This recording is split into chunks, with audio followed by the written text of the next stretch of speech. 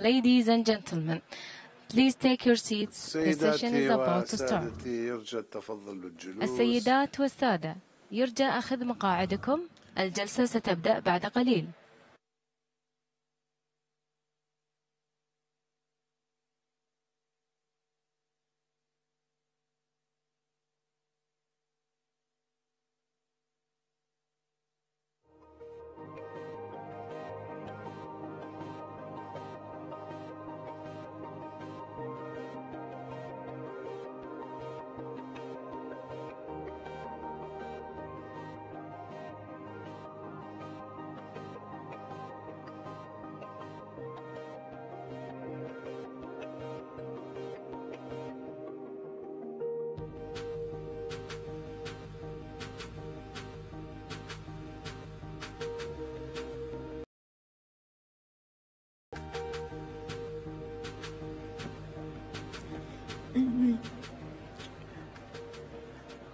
Good afternoon, everybody. Welcome back. I hope you've had nice sessions, a nice lunch, a nice break. It is time to dive into our next newsmaker session with His Excellency, the Foreign Minister of Turkey, and I'm going to welcome him and the moderator of this discussion to the stage now. CNBC's Hadley Gamble, take it away.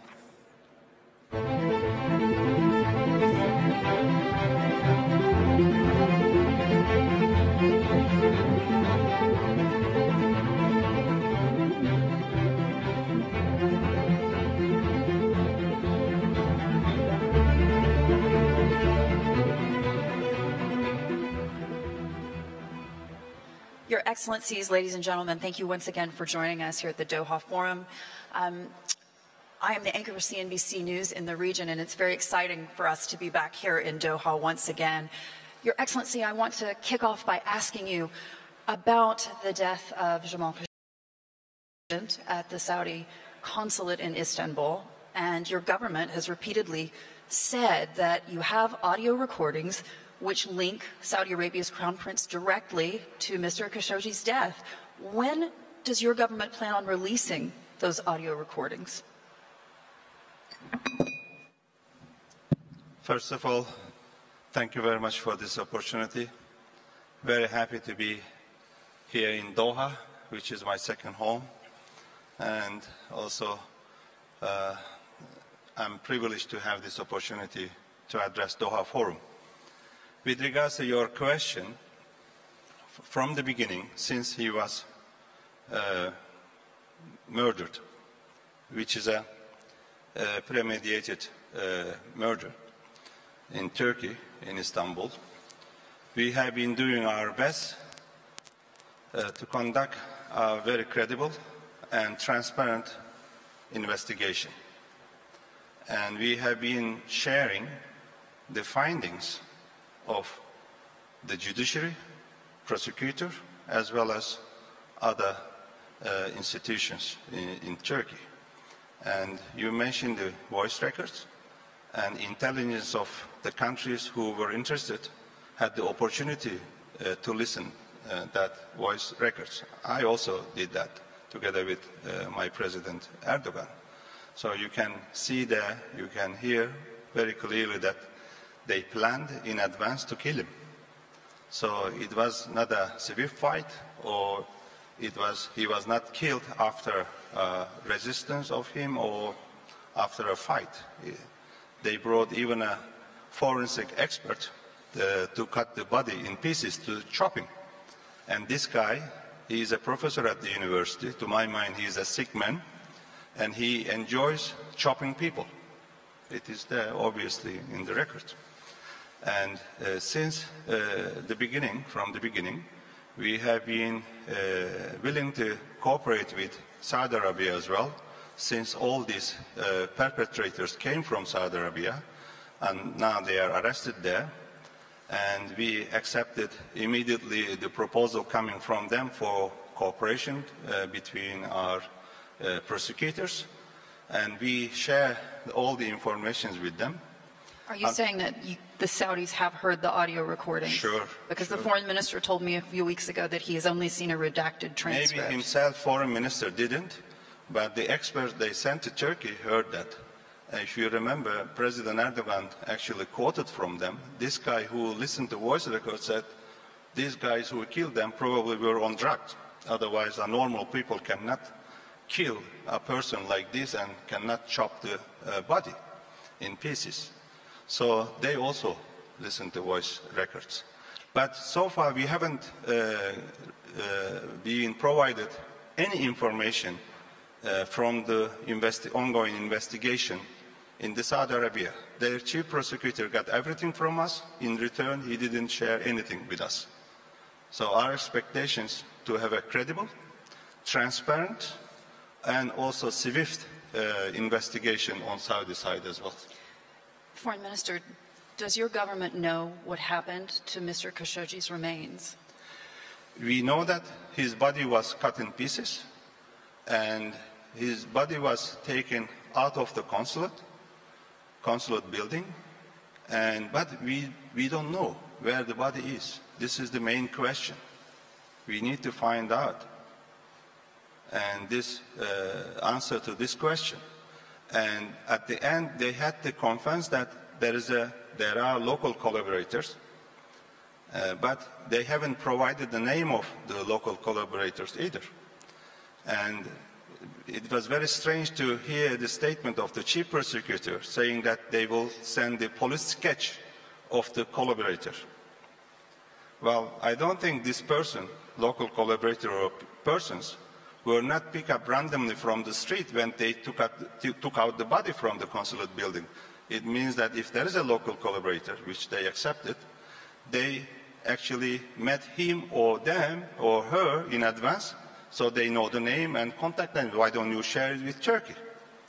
Foreign Minister, given the fact that this has dragged on for the last 2 months and there's still a lot of things that are very unclear about what exactly happened, given the fact that the audio hasn't been released publicly, many in Saudi Arabia and elsewhere have said that really President Erdogan is milking this and that it is politically motivated.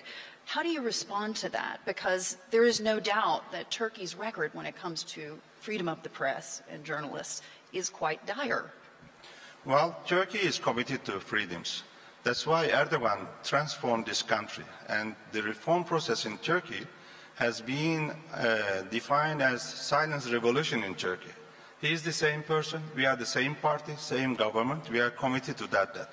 But in the last 5 years, the trauma that we have actually faced and the challenges that we have been facing, including the attempted coup. And some of the journalists also actively involved in the attempted coup. But even the attempted coup, does that justify putting out of business over 100 organizations, as well as putting almost 100 journalists in prison? Well, it is up to the judiciary to decide, not you or not me, myself. If you look at the Turkish legislations, we have been revised them or adopted new legislations in the last 16 years. You cannot see one single step back legislation in Turkey. And we have taken the recommendations and the standards of the Council of Europe and the European Union to do so. So this is, at the end, is up to the judiciary. But we have the list of these people who are in prison, and you can look at the website of the Minister of Justice, and you can see the accusations. And I think nobody is immune from the, it doesn't matter what kind of job you have. If you are committed a crime, you are subject to the investigation, and you have to be brought to justice. This is my understanding. And I have been also personally defending of the freedoms. I was president of the Parliamentary Assembly of the Council of Europe, and I was there for 11 years. And now the reform in Turkey is priority. But what I am trying to say, this is not an issue, political issue between Saudi Arabia and Turkey. This is a criminal and judicial matter. Sir, there are many that would say, given Turkey's record when it comes to journalists, that President Erdogan is perhaps one of the world's greatest hypocrites. What is to do with President Erdogan here? So this person has been brutally killed. The others in Turkey, what happened is through the investigation or judicial process. and cutting people in pieces something else, and premeditated murder is something else, judicial matter are totally else. So are you trying to say that it is the fault of President Erdogan that this guy was killed? So what is the mistake of the President Erdogan? President Erdogan has been so determined from the beginning to go to the end of this case and to reach the outcome of the investigation. And many European countries who are promoting the freedom of media, freedom of the expression, are closing their eyes. And these countries and the politicians, you see the statement, putting some sanctions on the people who are already in prison, who will never be visiting those countries. So at the same time, we haven't accepted any proposal to close this case. So is it the big mistake of Erdogan to go to till end?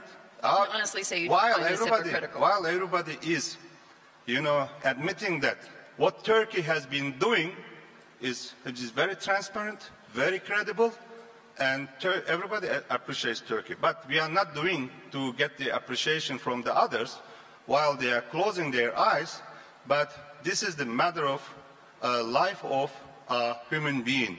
Yes, he was a journalist, okay, it's important, but first of all, he was a human being. Are you disappointed with the reaction from the United States? Well, you should tell me whether... Well, they have also listened to voice records, and Gina Haspel was in Ankara to do so. So now it is up to them. I'm sure they have more information. Probably they know the list of the other names to be executed outside of the country. They have better intelligence probably. They know all the details. And maybe him, maybe he was not, it was not him. These are not the answers or statements that Erdogan makes. Erdogan is a very straightforward person, and he says openly what he believes. And also, his position on this issue has been very clear. But we have been also discussing this issue with the American friends and colleagues. Well, they have their own understanding of this murder. We have our own one. Why do you think President Trump has refused, if there is a smoking gun that links the Crown Prince of Saudi Arabia to this death, why has President Trump refused to say so? I don't know. You should better ask him. I'm not his spokesperson. Another question. Foreign Secretary. Another question that's been revolving around these conversations has been the fate of Fethullah Gulen and what will happen to him next. Has there been progress made by your government in discussions to have him extradited back to Turkey? Well, everybody was focusing on this Pastor Branson, who is also a CIA agent. I'm also a very straightforward person like Erdogan. But it was a minor issue in our relations. We have more serious problems we had. One of them is the U.S. supports to YPG-PKK in Syria, which are posing threat to our national security. And the second serious problem is the perpetrator of the attempted coup, the leader of this terrorist organization, are still in the United States. But recently, I have seen the credible investigation of the FBI in several states, and they have actually seen or noticed the darkness of this organization and how they have been violating the U.S. laws, including tax fraud, visa fraud, and also some other illegal activities, and how professional they are. This is what FBI is telling us. So our expectation is also very clear. We have the bilateral agreements and international law is there, and this guy and the others belonging to this organization, 84 names that we have requested the United States to extradite, they should be extradited to Turkey. Do you believe you're closer to having that happen? Well, last time when we met in Buenos Aires, President Trump told Erdogan that they have been working on that. But we need to see concrete steps because it has been... One of the main focuses of this conference has been the situation in Syria and what we've just seen. The last town in Syria that was held by ISIL, freed, liberated. But your government says they are planning to attack the very people who freed this town. President Trump has made it very clear that he doesn't want that to happen. at this point, are you willing to stand down? Well, ISIS or Daesh was one of the main serious problems in both Syria and Iraq. And no other country has killed that many Daesh terrorists than Turkey. We have killed more than 4,000 Daesh terrorists, more than 3,000 of them in Syria, almost 1,000 of them in Iraq. But ISIS is not the only the terrorist organization. There are other small groups and many foreign terrorist fighters in Idlib as well, and also PKK and YPG. But when it comes to YPG, PKK, our Western friends, are supporting them. Why? They have one pretext that YPG is fighting Daesh. Maybe in certain areas, yes, but the question is why they have been fighting Daesh. Just because they hate the ideology or to gain more territories in both countries? I think the answer is the second one. And today, everybody is closing their eyes to what YPG is doing and how they have been intimidating the other minorities. And I just met this Nobel Prize winner, the lady, Yazidi. And she has been telling me how forcibly PKK is recruiting Yazidi people in Sinjar. I think nobody here hears her voice. And recently I met Arameans, Assyrians, Syrians in Turkish. And in the eastern part of the river, YPG PKK is closing their schools, intimidating them as well.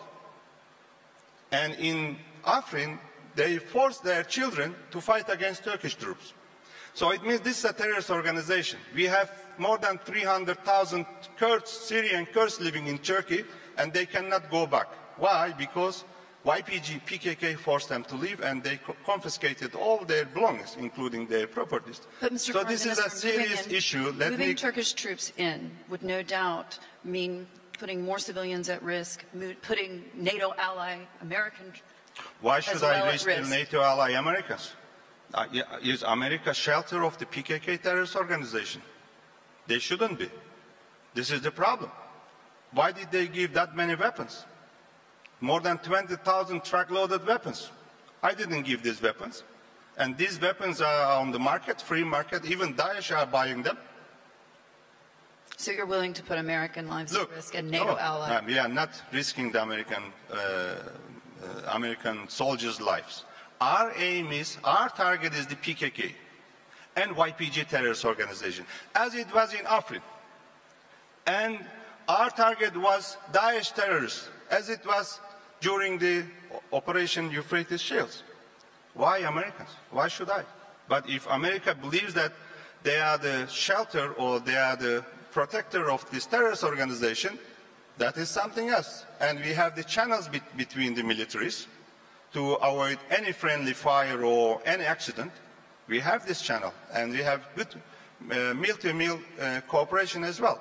But the best way is actually, while we are focusing on the political solution, while we are trying to maintain the calm in Idlib, the best way is actually to work together to stabilize that part of Syria as well. Is there not a political solution possible with the YPG? Yes, we have the roadmap, Münbiç roadmap. And if you look at the Münbiç roadmap, we will start with Münbiç, and YPG, PKK will leave, and then Turkey and US will work together actually to stabilize this region, and we will hand over this Münbiç and the other areas to the local people. And what is the criteria here? Demography. Demography before Daesh and YPG arrived Münbiç. So according to this roadmap, after we implement this roadmap in Münbiç, we will start implementing it at the eastern part of the river. So this is the best way to stabilize the country, which we are very much committed as Turkey. Is there a move that President Trump could make that would keep you, that would have you stand down? Well, President Trump, I think, is now considering to leave Syria once again. What happens next week in Geneva? In Geneva next week, we are trying to make the announcement that we agree on the Constitution Committee, and we have some issues at the civil society list. Obviously, the regime is seeking two-thirds majority, which we are against as Turkey and the United Nations. And therefore, we have been working on it, but both sides know that we can reach an understanding through some compromises. And we are working on those compromises, compromise proposals, and our deputies are working intensively. So we are aiming to go to Geneva to announce that Constitution Committee is okay, and they will meet possibly by the end of this year or at the beginning of next year. You said the UN is your main partner. This is a very crucial process for a political settlement in Syria, which is the best solution. You said that the UN is your main partner in this endeavor. Where are the Russians here? What support have you had? Well, we have been working with Russia and Iran, like it or not, and here is the outcome. But so far, we haven't seen any concrete support from our coalition allies. They have their own small group meeting. From time to time, they try to draft a constitution for Syria. And in the past, in Astana, some countries also tried that. But we are against drafting a constitution on behalf of the people of Syria by the others. So let them draft their own constitution. If they need any expertise of some countries or institutions like Venice Commission, okay, we can do that. But they should draft their own constitution. Are you comfortable with a future in Syria that includes President Assad? Say it again, please. Are you comfortable for a future in Syria that includes President Assad? Well, what we are trying to do that we should have the constitution for the country. They should draft themselves. And we should prepare the country for the elections. And it should be conducted under the auspices of the United Nations, under the umbrella of United Nations. It has to be inclusive one. Everybody should be able to vote, the eligible ones, in Syria and outside of Syria, including the refugees in my country and neighboring countries and in other countries who were resettled in the last 7 years. And it has to be a very credible one, transparent, democratic and fair elections. And then at the end, Syrian people should decide who is going to rule the country after these elections. If those elections return Mr. Assad, will you work with him? Well, if it is democratic elections and if it is a credible one, then everybody should consider that. And finally, Foreign Minister, I want to ask you about another topic that's been discussed here at the forum, which is, of course, the crisis amongst the GCC countries. Is there a place for Turkey to play a role? Well, we have been doing our best to overcome this unfortunate situation, which is a very artificial crisis, by the way. This is a sickness of the new era. I mean, countries like to create artificial crisis for their own interests. And from the beginning, Turkey has been doing its best as mediator. I visited Kuwait and also Qatar and Saudi Arabia as well. And some foreign ministers of these countries came to Turkey. And we also gave full support to Kuwait as mediator. But so far, we couldn't, unfortunately, overcome this situation. But at the first days, both Saudi Arabia and Bahrain particularly promised us to share the evidences and findings of their claims on Qatar. But so far, they haven't provided one single evidence of their accusations or claims, unfortunately. But I see that now Qatar has been strengthened. Qatar is becoming more and more self-sufficient. So I think this crisis and blockades haven't weakened Qatar, but contrary. And I'm very happy to see that. Do you hold Saudi Arabia, and particularly the Crown Prince of Saudi Arabia, to blame for what we've seen happen in this crisis? Well, I'm the foreign minister of Turkey, I don't want to give any name, but we have been very clear on this issue from the beginning that what happened, this crisis and the blockades on the Qatari people is not fair and is not acceptable. This is our clear position. If Qatar did the same thing, we will say what country is doing against Qatar is not what we can support, unfortunately. When you tell this, they don't like it, but I have to tell the truth. Your Excellency, thank you so much for joining us. Thank you.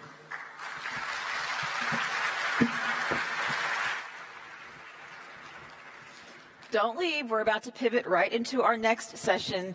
Thank you, Hadley. Thank you, Mr. Foreign Minister, very, very much. As we are pivoting and getting ready for the next session, I wanted to remind you of a couple of things to look forward to this afternoon. At 2:45, Saeb Erekat will be joining us. Of course, you know who he is, a top official, a Palestinian negotiator. He'll be joining us. And then at 5:45, Antonio Guterres, the UN Secretary General, will also be here. And then we will wrap up the day with a very important announcement. So in the meantime, we are about to pivot to our next session. So to introduce the topic and moderate the discussion, I'm going to bring to you a top Reuters journalist, Dmitry Zhdanov. He is with Reuters news agency, he's the editor in charge of reporting on energy across European, the Mideast, and Africa. What better place to talk about energy than here in Doha? So Dmitry, come right onto the stage and get ready. And let me tell you what the topic is. New Age, Energy Policy, a Balancing Act. If everyone could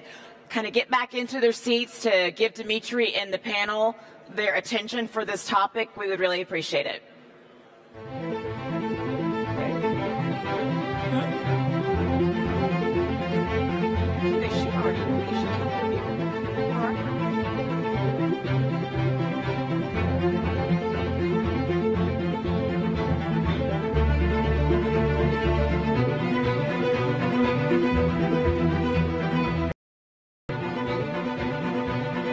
If the guests who will be joining Dmitry on stage can come on up, that would be wonderful.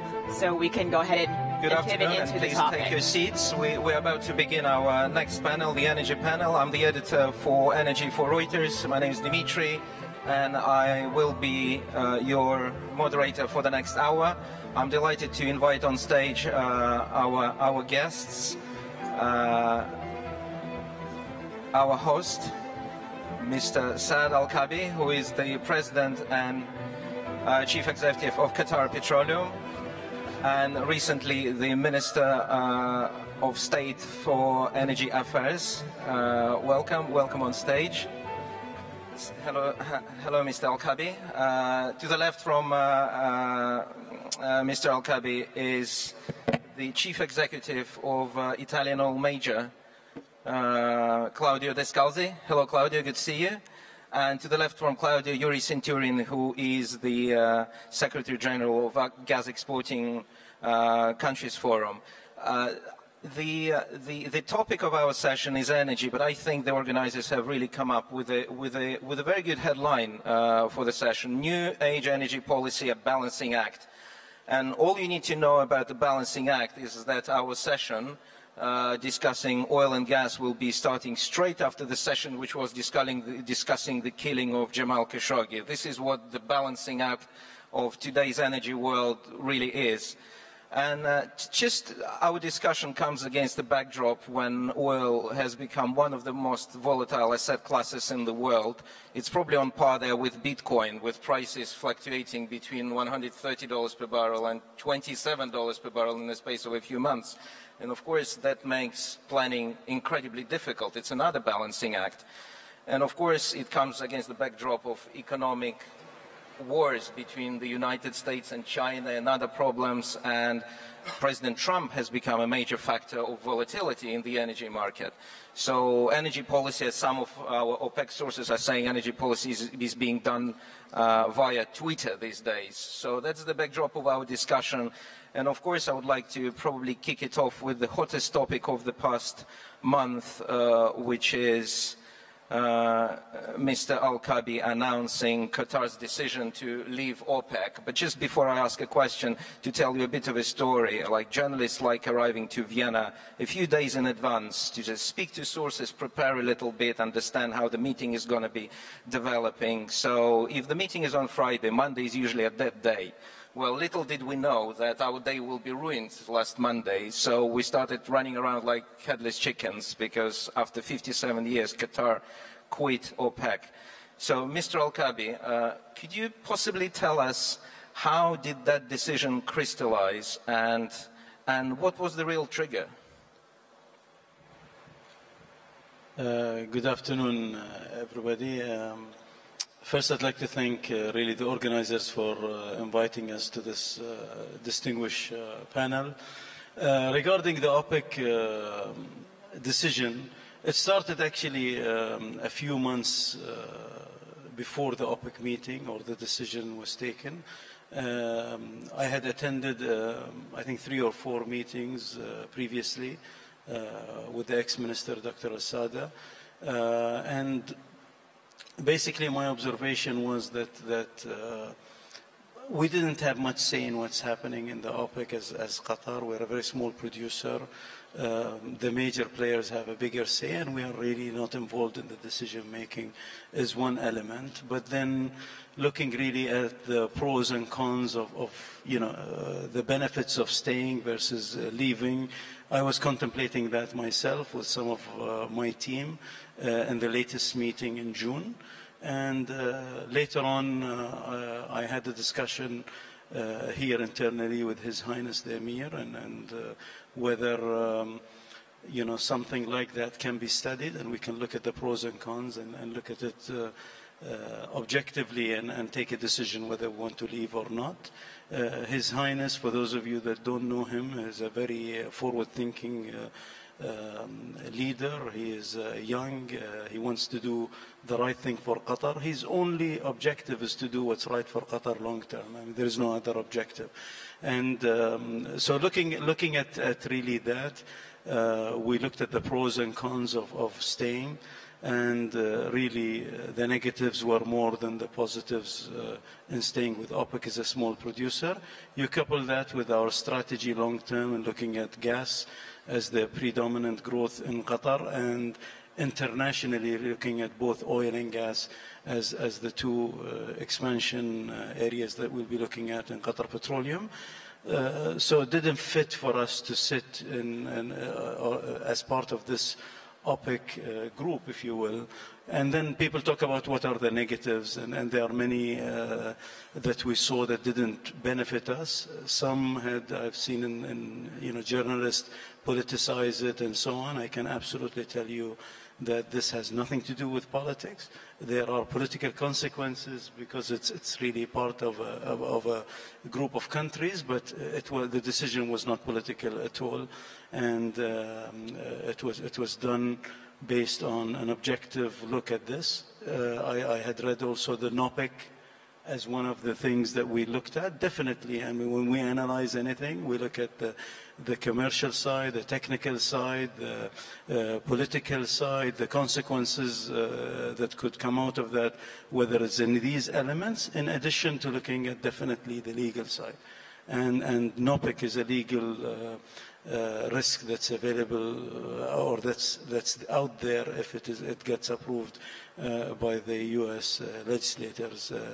And they're contemplating looking at or doing that. That's not the only, but it is one of them. It was one of the risks. Well, we will come back to the NOPEC question, but can I ask you, what did His Highness say when you proposed the cons? And how did it? At the end, the pros and cons tipped it towards, the scale tipped towards the leaving was a better outcome for Qatar, and His Highness wanted to do what's best for Qatar and took the decision that we should leave. And in terms of, did you discuss how it fits with the broader issue of Qatar's current national security and the fact that you are experiencing an economic blockade by your neighbors? Did it make the decision maybe easier? I don't think it relates to national security at all. It's just part of a group that cartels or discusses supply demand and agrees on a certain limit on on oil production or reduction of level of production or increase of level of production depending on supply and demand, with the objective to stabilize the price in a range that is reasonable for consumers and sellers. So that's the objective. So national security doesn't come into play for us. If the blockade helped us in one thing, maybe it would have been, it was easier, since we're not part of that group, to take a decision to leave. But other than that, it really didn't have a big effect. Claudia, if you were the head of QP, would you have left OPEC as well? No, I had to think about E&I first. That is really a tough task. And, QP is very rich, a lot of gas, a lot of oil, wonderful countries in that, and they are facing the crisis in a very good way. You have to consider that the world needs energy, and they need clean energy. The energy needs are increasing in 25 years. We need about 30% more.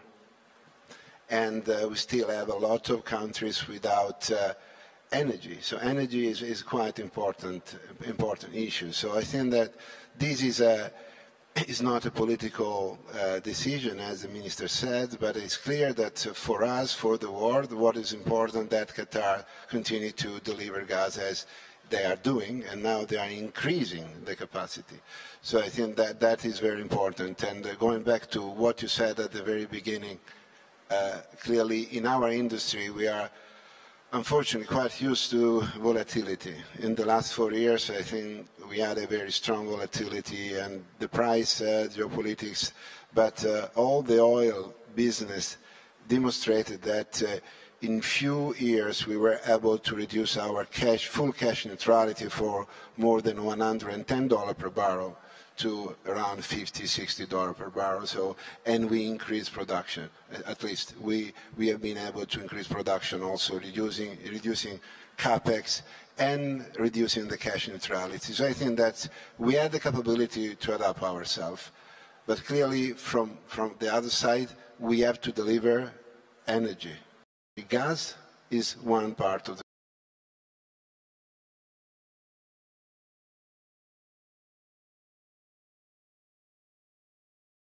LNG more than pipes. We know that in the next 15 years, LNG is going to grow drastically, double, practically from 45% to 75%. And that means also that we can also have a balance between the different markets, and that will be crucial. We'll certainly come back to the LNG discussion a bit later, but I would like just to carry on and probably follow up with you, Yuri, on what Mr. Al-Kabi just said, that part of his one of the considerations when pulling out of OPEC was the looming NOPEC legislation in the United States. I mean, you are the Secretary General of a Gas Exporters Countries Forum, which we usually among journalists call a gas OPEC. But in fact, I mean, one of the biggest reproaches has always been that your organization is not like OPEC. It's a bit of a talking shop. So once you gain more powers, it would be really good. You will become really relevant. But in an environment when NOPEC is looming on the horizon, I mean, what's your strategy? Have you done an analysis at all of the NOPEC legislation and whether it's relevant for you? Thanks a lot for your question. First of all, I would like to express my sincere gratitude for the organizers who arranged this energy panel, because energy is of paramount significance for Gas Exporting Countries Forum. Speaking about developments and achievements in energy markets, of course, all the developments and all achievements are under our careful and comprehensive monitoring. I can say we are considering such kind of developments very carefully and comprehensively. And you mentioned about new legislations, about new rules and regulations. Of course, it's a matter and the substance of our special interest and attention. Speaking about APEC and GCF, some differences, I would like to say that we are quite and completely different organizations, because APEC is regulating markets to some extent, trying to install quotas for member countries and so on and so forth. Speaking about gas exporting countries in compliance with our constituent documents, and among them I would like to mention the statute of GCF, we do not regulate any markets. We ensure the cooperation between our member countries, and our mission is to support the sovereign rights of our member countries upon their natural resources. I mean natural gas resources, national resources, and of course, to support and to maximize value in the benefit of their people from the handling of natural gas and so on and so forth. Yuri, have you actually analyzed NOPEC risks? Speaking about APEC, I would like to say that we are cooperating with APEC. We are collaborating. NOPEC risks, the risks of the NOPEC legislation. So speaking about these risks, I can say that so far it's not clear up to the hilt about any risks. As already mentioned, we are considering quite comprehensively these new rules and legislations. And of course, we are consulting with our member countries in order to understand better, to realize better would-be risks and would-be consequences of this non-APEC legislation, which is under elaboration in our, I can say, competing countries. And of course, we have got specialized bodies at the Secretariat, and the duty, the responsibility of the mentioned specialized bodies is to scrutinize and study carefully all these developments. Gotcha, understood. Just to draw a line under the OPEC discussion, very quick question. Claudia, do you think Trump will try to kill OPEC, and will he succeed in doing that? No, I don't think that Trump wants to kill OPEC also because he's so focused on the U.S. activity and the economy, the industrial things, and clearly from his point of view, he likes to have a very low price because for the consumers, they need low price to develop and to increase the investment. I think that OPEC is not finished at all. OPEC is there, but starting from a couple of years ago, we are experiencing a different kind of assessment. I mean, there is OPEC and non-OPEC. And, you know, after 3 years of no decision about the oil price or production cut, when Russia intervened, they decided to have a production cut. So OPEC is looking for additional help outside, so maybe there is an expansion of the OPEC concept, and I think that that is the evolution. I think that if we need clearly a less volatility in the oil price, and that means that everybody has to give a contribution, and that maybe that will be the evolution of OPEC. Mr. Al-Kabi, what's your view on the subject? On which a lot of subjects. Will President Trump try to and succeed in trying to dissolve OPEC in one way or another? I think we'll all agree that President Trump is consistently unpredictable. So I think it's very difficult to predict what President Trump will do. I think he will do what he thinks is in the best interest of the U.S. and whatever you want about President Trump.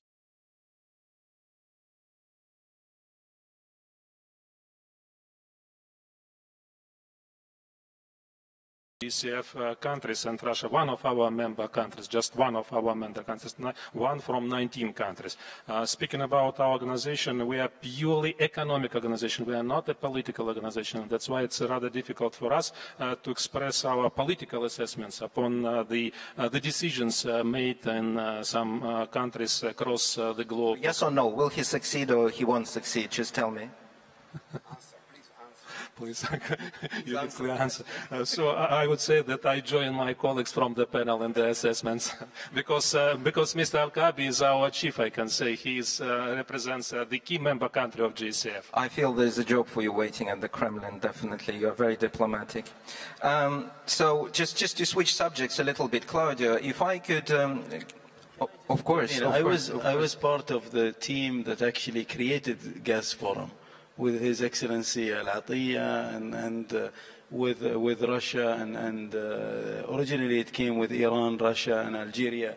And then the first meeting to actually put together the GCF was in Russia, and then we actually asked to host the forum. So I think it's very important to make a distinction. I think that His Excellency the Secretary General tried to describe, which is the difference between OPEC and GCF. So the Gas Forum is basically looking at supply-demand, looking at interaction between the gas exporters, and looking at data and analysis of markets and future trends. It has nothing to do with any kind of curtailing of production or putting quotas and so on. It's actually practically not possible. It's not. You have gas, you have LNG, you have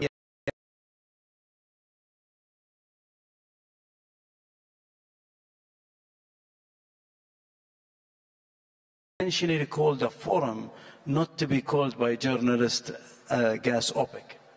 So I just want to make sure.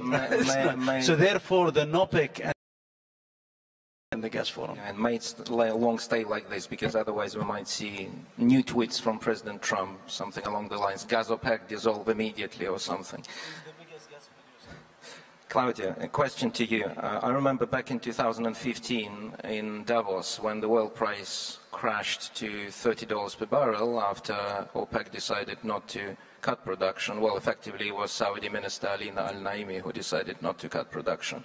You were very critical of the decision. You said OPEC should have cut so all producers and companies in the world can balance their budget and the world gets enough oil. So ultimately they were forced to cut to stabilize the prices, and everyone was sort of saying they played a positive role. But what actually happened is that the US production kept growing.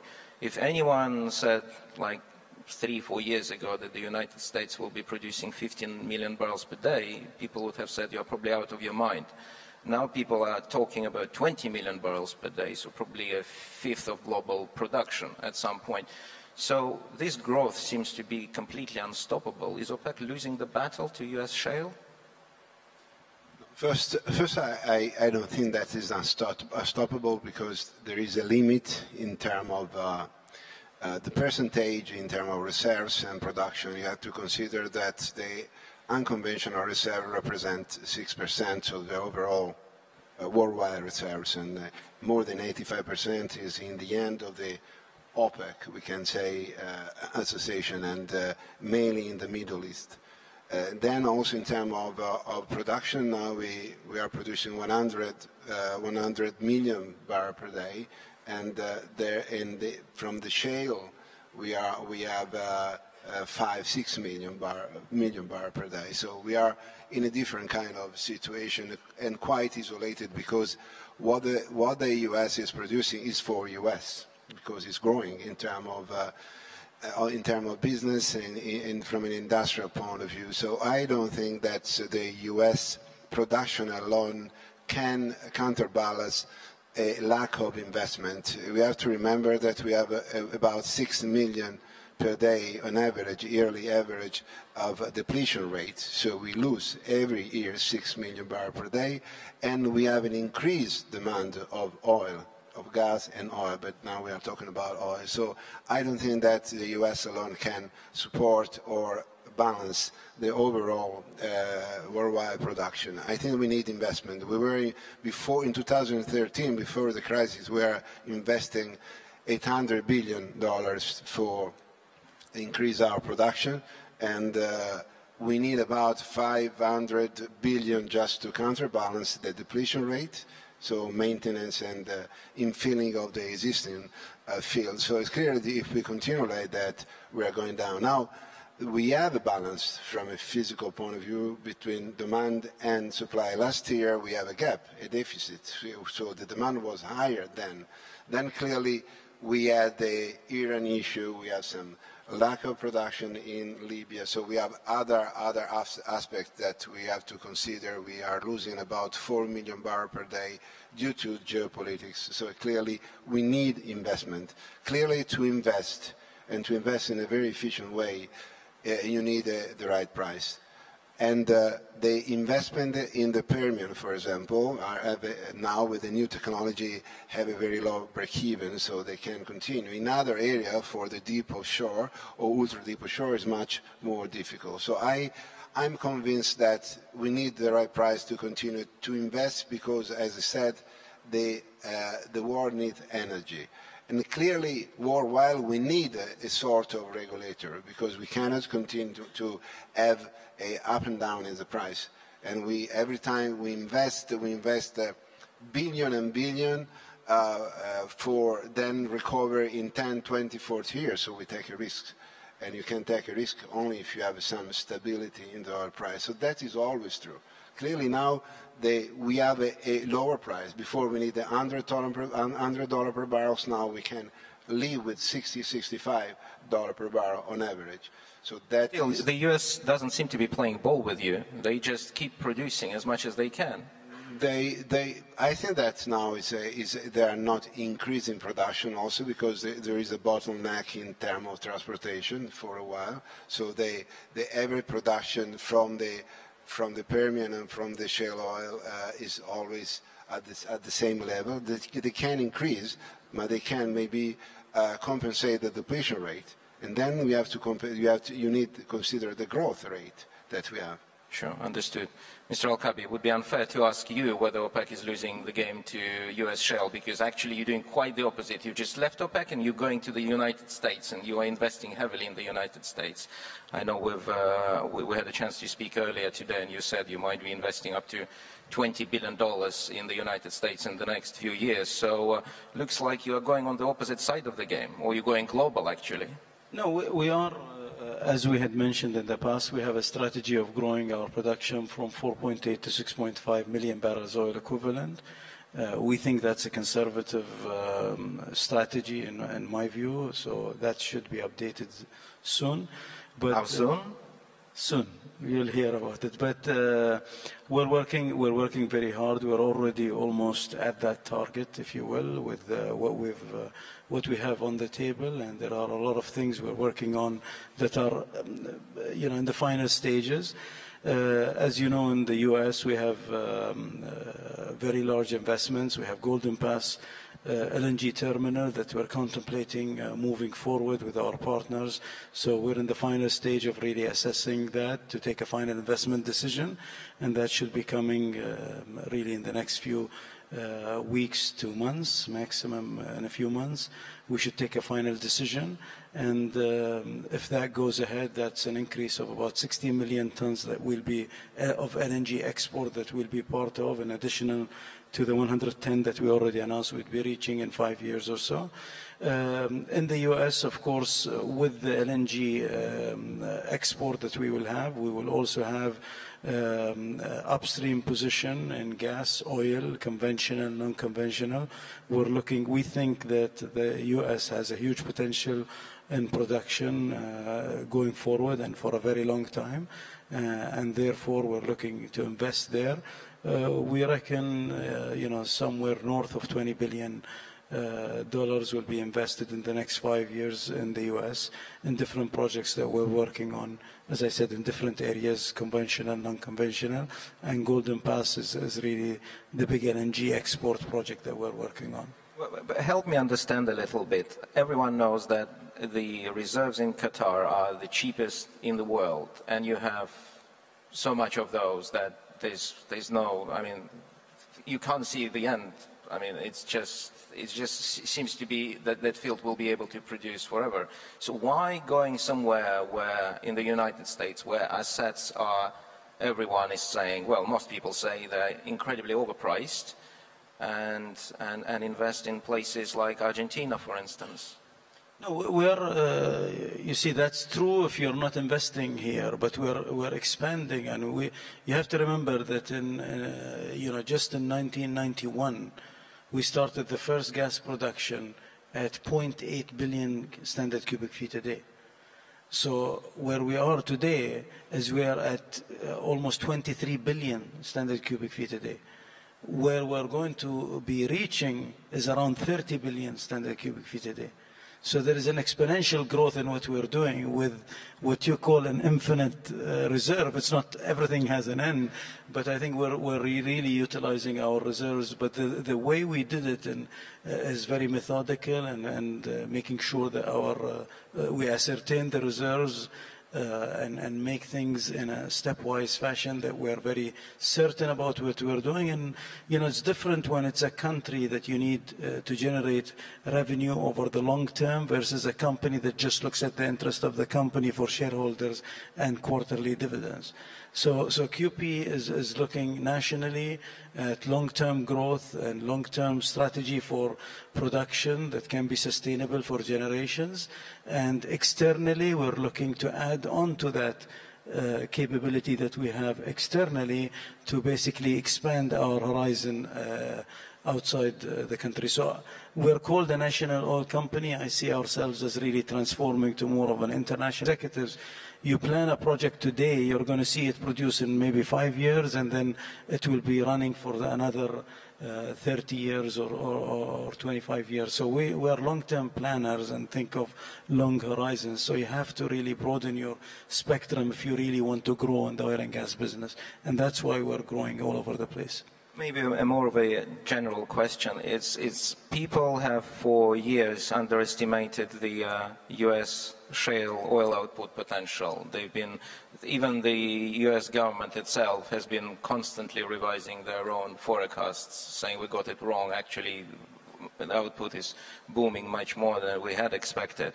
And do you think, and when you listen to people like Gazprom from Russia, they say, well, look, US LNG, it will never reach the European markets. It's not going to happen. It's so expensive, it will only go to premium Asian markets. So our position in Europe is stable.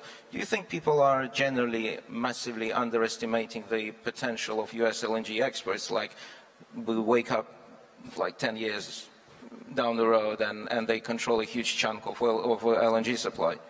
No, LNG, they're exporting at competitive, because you're buying from Henry Hub and reselling onwards, and it depends on the price of oil at very high oil prices. And a few years back, every buyer you talk to want a Henry Hub link, because the oil price was $120, $100, and most of these contracts are linked to crude.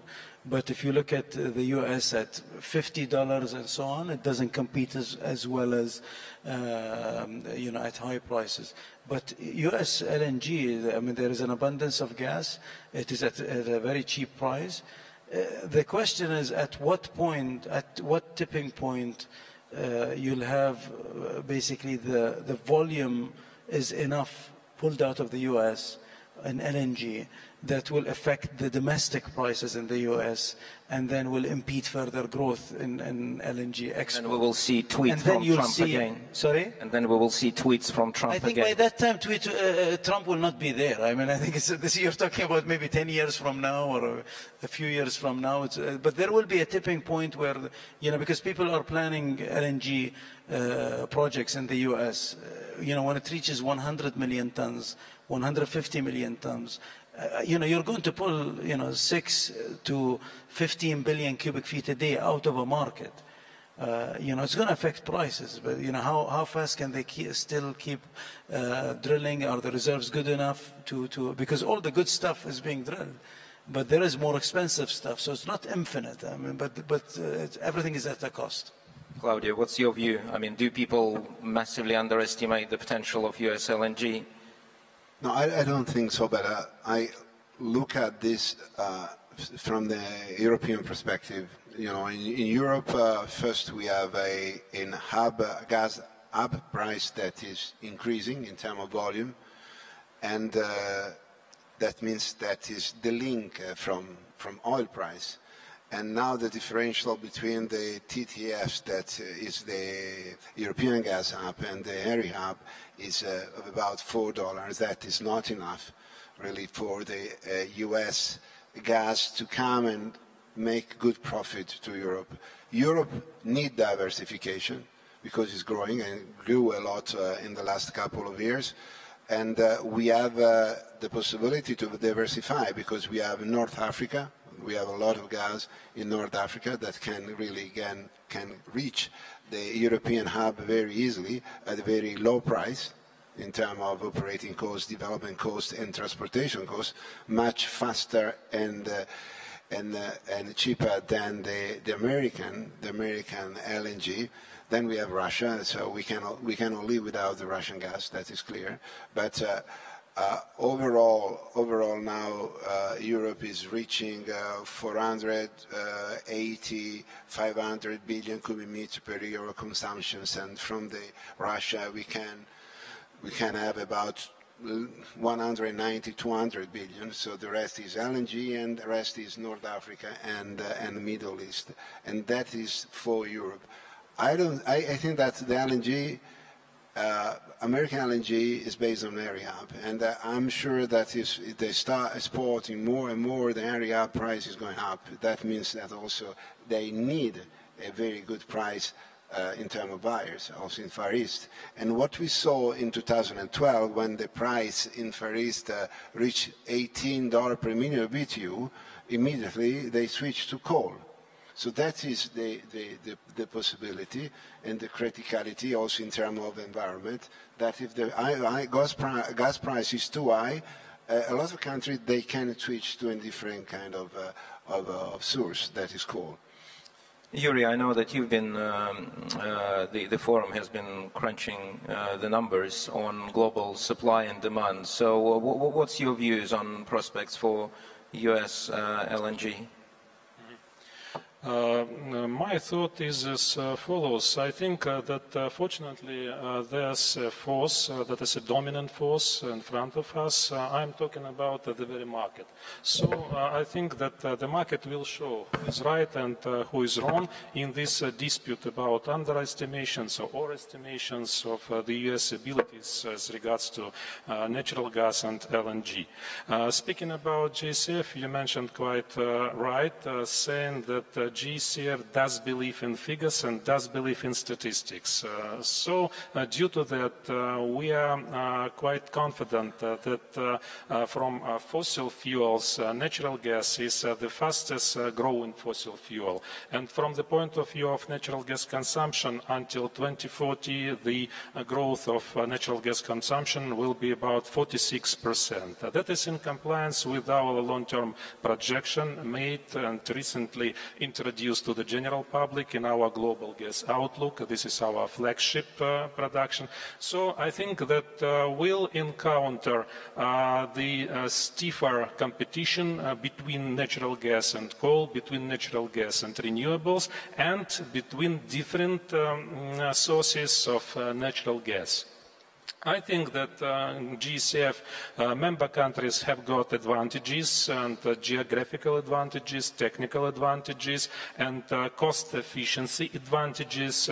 Due to that, I think that GCF member countries could feel comfortable in this competition. Speaking about Russian Gazprom and US LNG, I already said that from my point of view, the market will show, and our consumers will show. And we will demonstrate their willingness and so on and so forth. That's why one of our priority objectives, one of our values, that is the ongoing steady dialogue between producers and consumers. I think that due to the mentioned dialogue, we'll come to some market and marketful conclusions in that field. We've spent a great deal discussing supply, but of course there is the other side of the LNG and energy story, and that's the demand side. And of course, I mean, if you talk to gas and LNG people, the number one topic on their mind is China, because it has shown some incredible growth rates over the past year, and everyone was wondering whether that might be repeated this year. So, Mr. Al-Kaabi, what sort of signs are you hearing from the ground in terms of consumption in China for LNG for this year and going forward? Will we see some double digits figures again?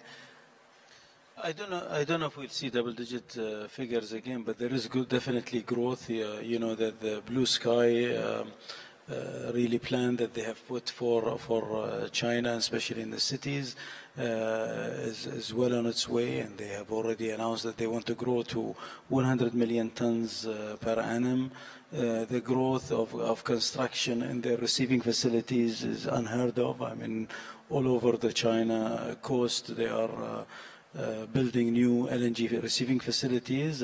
So they're serious about growth in LNG due to environmental, really cleaning the environment, if you will, and the blue sky, the blue skies that they want in different cities, and they're very successful in that. But the growth is not only in China. I think that's the biggest, but also India has a huge growth potential, but is really limited by a lot of really legislative issues and also the infrastructure and pipeline requirements that are in there.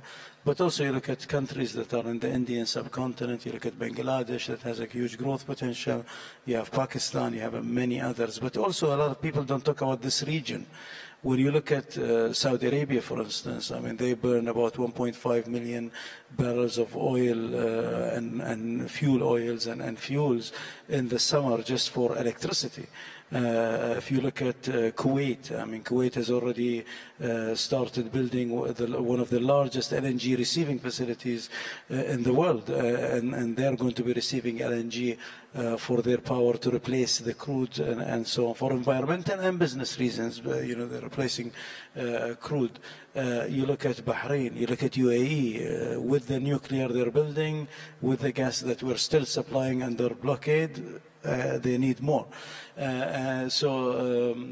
know, you have a lot of requirement even in the region. You go to Jordan, you know, Egypt is having some of its own that's being produced, and maybe my friend Descalzi here can talk about that, because he's developing for Egypt some gas resources. But I think the region in this area, in addition to Asia, has a lot of requirements. So gas has a big future. I think there is a big requirement. And I agree with Claudio regarding you know, having a balance between, you know, a range of price that's acceptable for us as industry to develop. Okay, to have projects that can be bankable, if you will, to develop, and for the consumer to have it, you know, reasonable enough for them to be able to consume and build market. But of course, in the middle of this beautiful planning on demand and supply side and pricing, you have like black swans events, where all of a sudden there is the China-US trade war. I mean, how much of a concern it is to you these days? Yeah, you know, for us, if I'm talking just on Qatar LNG side, it serves us to have penalties on US LNG. Because if you penalize US LNG, when China hits them with a tariff of 10%, I become more competitive. But I'm a believer that we should have free market, and we should have, you know, really a trade of energy is the most important, I think, commodity to mankind. I mean, you need it for power, you need it for cooking, you need it for driving, you need it for basically everything in life needs energy, any form of energy. So I think having free trade of energy serves humanity in general, and I think it's important that we have that kind of really, when we talk about World Trade Organizations and freedom of business and so on, I would like to see this as a free business for everybody to be able to compete, and really the competition should drive it. But if it doesn't happen, you are telling us that you are gaining either way. So no, if it doesn't happen, and there is a penalty on the US, it makes LNG. It makes LNG from the US less competitive. I mean, that's a nice deal to have. Claudio, I know I'm going to be developing in the US also. Sure. Claudio, I know that you've signed a deal with Saad today, and you could possibly tell us about what the deal is and how did it go. And I know for a fact that Mr. Al-Kabi is a black belt in martial arts. I mean, how difficult is he as a negotiator? 25 years ago, you're talking Still, about. it matters. Like Putin says, there are no former spies, so I'm pretty sure there are no former martial art champions. Yeah, Yes. By the way, No, just to be clear, I mean, you have good information, but I think you didn't know that Claudio was a black belt in judo. Fair enough. I want to see this negotiation process from the room. The negotiation was quite peaceful, and we never had a row on any problem. In any case, it's too strong for me, so I try to be on the safe side. We have a this deal. We have other deal outside because the strategy of QP is to expand, as Saad said, expand is development, energy development outside Qatar to diversify. So we signed this deal in Mexico. In Mexico, we discover immediately big oil reserves, more than 2 billion barrels, with the first area, with the first license on 3 blocks. Now we have 6 licenses, and we already got the approval for the plan of development and the authorization a few days ago from our board for the development. So this deal is an exchange of cooperation in terms of cooperation in a very broad view. It's not just that QP is a partner and finance with us the 35% that is stake the project, but it's participate to the development. So there is a transfer of competencies and a full cooperation, training and working together. So that is the main steps. And we are together also in Oman on the Block 52. We started together a few months ago, so that is something that is growing, and clearly is outside the country, and we hope also inside the country, especially for the gas. So you are aspiring to join the energy trains expansion in Qatar as they grow production from 77 to 110 million tons. That is a hope. That is a hope. Clearly, is a hope because we believe in gas, and we are a gas company, just not LNG pipes, and we develop a lot of gas for the domestic market. We deliver about 60 billion cubic meters to the domestic market in Africa, in other countries where we produce gas. So we are a gas player, not like clearly QP, but that's our hope is also to be able to have a stake and develop and give our competencies and work in Qatar, clearly. Do you think he stands a chance, Mr. Al-Kabi? You see, the selection of, we are well on our way on North Field expansion. We have already everything set up, as I mentioned, I think previously to you, is that, we have already announced it. We have all the contracts in place. We have tendered, and we've received the tenders, the technical and commercial bids for 8 to 10 rigs. We're buying some long lead equipment. We're finishing the front-end engineering of all really the facilities by the first quarter of next year. So by the middle of next year, we'll be selecting some of the international companies to join us. The basis on selection is really best value for Qatar. So what can we get in value for Qatar for anybody that wants to enter our projects or come into as a joint venture partner. We have already decided we will self-fund all the expansion, so we're not going for financing. And we have the technical capability to do it, and we have the reserves to do it, and we're well on our way. So we really don't need partners, but we like the model of having joint venture partners and having partners long-term and the JV structures that we've had in the past. So it's because we want to have partners, but also there needs to be a gain for the country. So what I'm looking for is the best interest of Qatar, and those that give us the best value for Qatar, in different forms that we will assess, will be part of the studio questions, and we're getting the mics ready. Mr. Al-Kabi, may I ask you another question? You are wearing many hats these days. So you are the minister, you are the CEO, you are the president. You also have a role at the QIA, the Qatar Investment Authority, one of the biggest wealth funds in the world.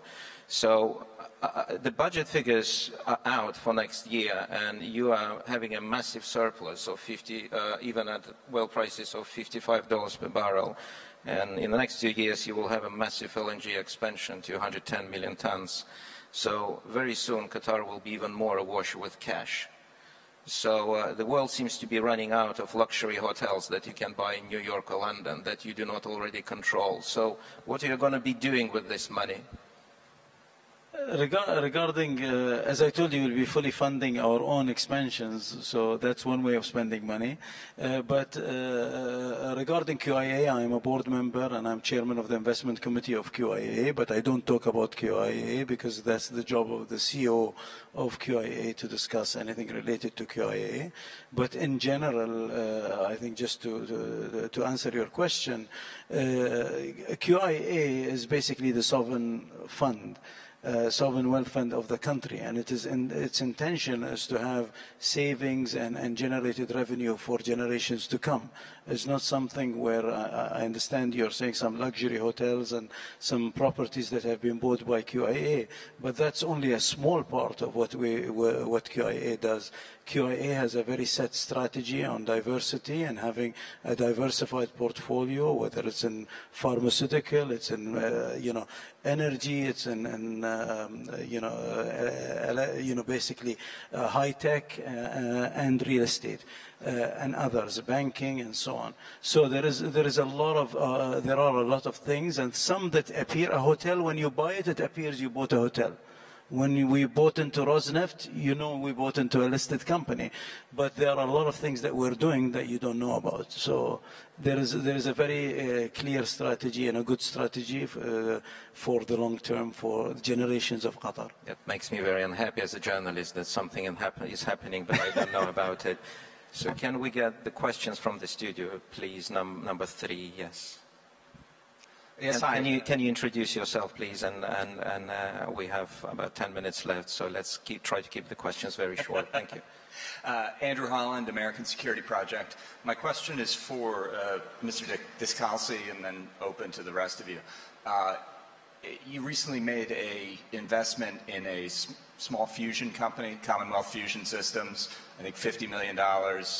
How would something like that change the global energy system if that's successful? It's still 10, 15 years away, but if you're successful in getting a fusion energy system up and running, how would that change everybody's geopolitics and everything in the region? Thank you. Thank you for this question, because we are working for the future. That means for the long-term future, and the electromagnetic fusion or nuclear fusion is a very long-term future. In the energy, the transition is always very long because we are still using coal. We are still using biomass like 300, 400 years ago. So I think that also is the fusion will be successful, and it's something that we are going to see very soon in the next 3-4 years in terms of containment of the strong heat that we generate when there is a separation, and we'll see the first result in 15 years, and that means that the first impact will be on energy, so on the power. On power and energy, but that means that it takes time because we have to change a lot of infrastructure. So what we think that we need to complement the existing energy mix, and the first step for us is to work with gas and then with clean energy, because we are still using coal, and coal is responsible for about 14 gigaton of CO2 emissions, that out of the 32 gigaton that every year we produce as an energy system. So coal must be phased out, and we have to increase gas, and we have to think about the long-term future. Clearly, fusion is a big breakthrough, and we are working on that. We are working with the MIT and with our researcher, and we hope that it will work. Right, number 2, please. Thank you. Susie Billings, I do human rights advocacy. And looking at the longer term, we've had the UN publish its climate change report, and I appreciated, Mr. Al-Kabi, that you mentioned that with QP you're investing not just for shareholders but for Qatar as a whole and not just returning those quarterly dividends. How much of looking at climate change impact is then influencing your bid process in getting people to be, when you're building or expanding in the North Field, of doing that in the best possible, less climate impacting way, and also with your foreign investments in building up even cleaner ways of producing energy? We're talking, you know, the UN says we're at a 12-year crisis point if we don't change. What are we doing within the energy sector to be a part of that? Thank you. Thank you very much for the question. I think that this is a very important question, and one of our strategies really is energy efficiency and the environmental side, and we're building one of the largest solar power plants in Qatar, SQP, in partnership with one of our companies. One of the things we're doing is we're going to be announcing soon that we will be introducing for the World Cup 2022 replacing all the diesel buses with CNG buses to ensure that we have less particles in the air and clean up the environment, if you will, and use it as basically a springboard to try and really do away with diesel buses. As a CEO of oil and gas company, I'm one of the biggest promoters of looking at that. We are also part, ethane emission in our industry is something that's a very big thing, and we have signed up with a lot of the industry partners to look at this critically and actually measure the methane emission and see how we can capture it and do away with that as much as possible. When you talk about the Northfield expansion and everything we're doing in the oil and gas industry, we're very responsible people that have kids and have families and want to live in a good place. So all of us, what we do is we say to our engineers, we want to basically make sure we are going to the cutting edge of technology to have the least NOx, least SOx, least emissions possible that money can buy today.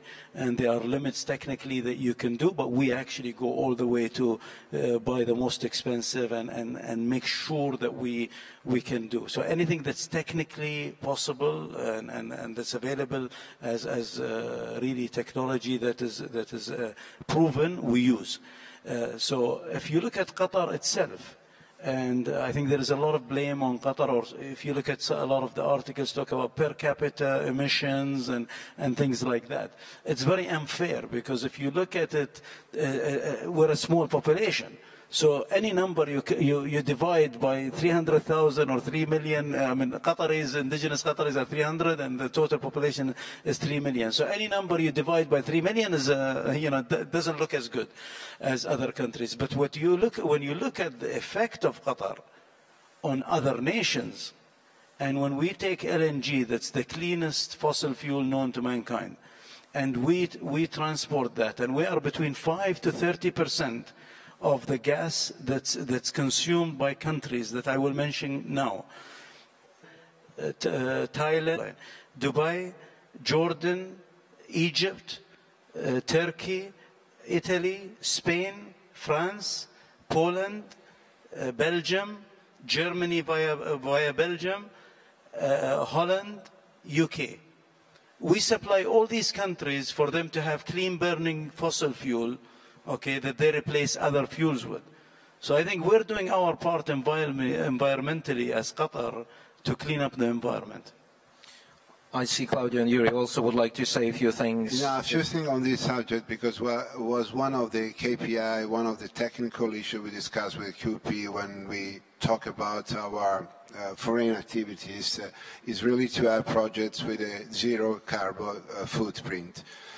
And that was really starting from the basic design of the projects.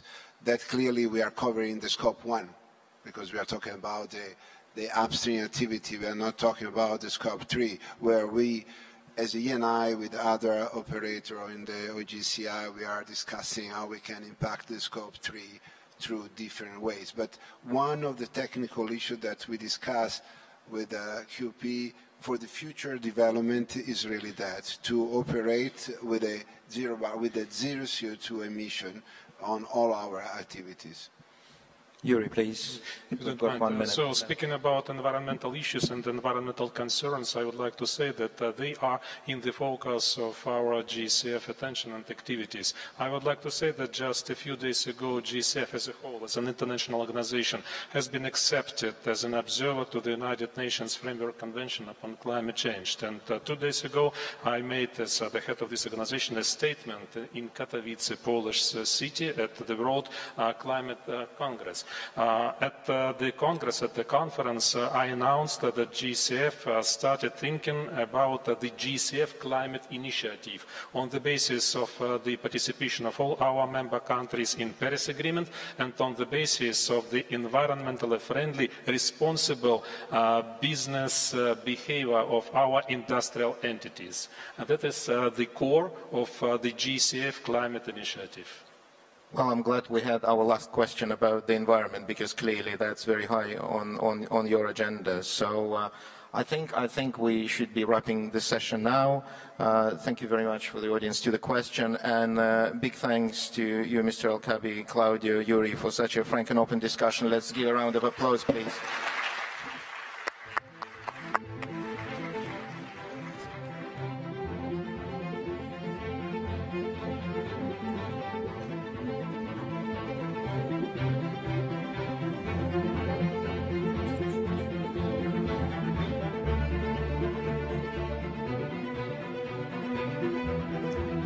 Dmitry Zananikov, thank you very much. Thank you to the distinguished guests and panel as well. And I would invite the two next speakers to make their way. We've invited the kinds of speakers that we have. We have talked about the war in Syria. We have talked about women used as a weapon of war.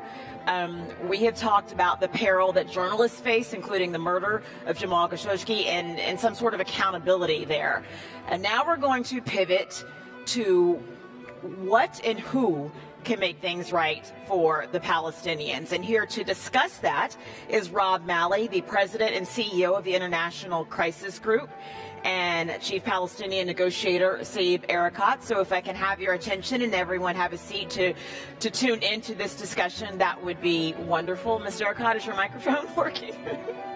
So with that, I would like to set the stage with that question. We may not necessarily solve all of these issues here, but we're certainly going to try to push the conversation forward. So with that, gentlemen, the first question I would like to put to you is, how do we make things right for the Palestinians? Who can make things right for the Palestinians? And with that, gentlemen, I'll let you take it away.